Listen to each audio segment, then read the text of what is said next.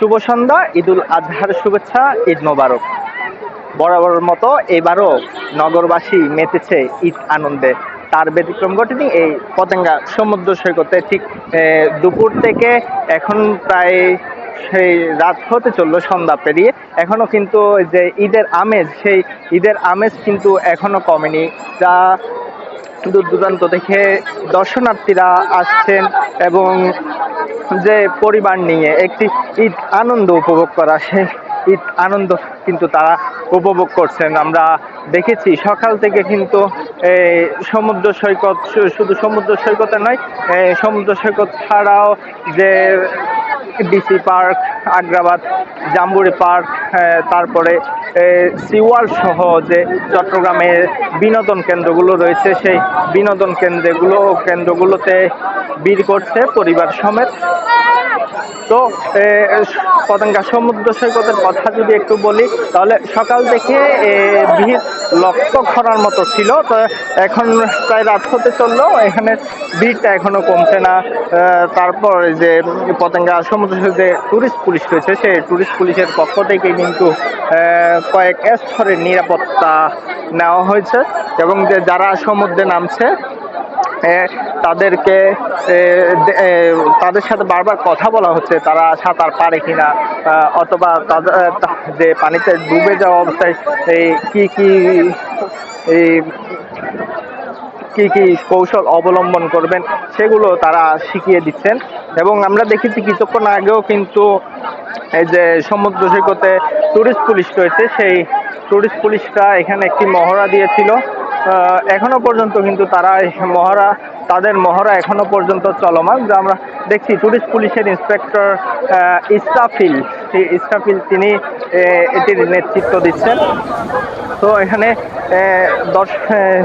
বিনোদন স্পটে যারা এসেছে তাদের মধ্যে কিন্তু যে একটি উৎসবের আমেজ সেটি আমরা লক্ষ্য করেছি।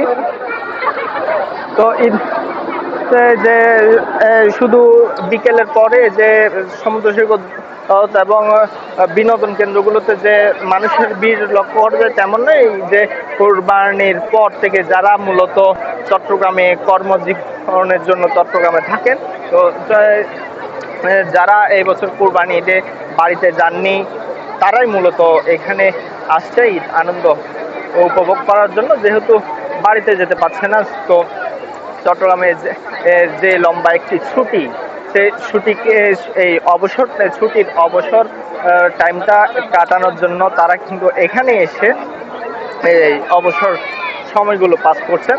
এবং যদি বলি ফয়েজ লেকের কথা, ফয়েজ লেকে যেখানে অন্যান্য দিন 700-800 মানুষ হয়, সেখানে কোরবানের পর দিন অথবা মঙ্গলবার, আজ বুধবার সহ প্রায় 2000 অধিক মানুষ হয়েছে বলে জানিয়েছেন যে ফয়েজ লেকের মার্কেটিং কর্মকর্তারা আছে তারা জানিয়েছে।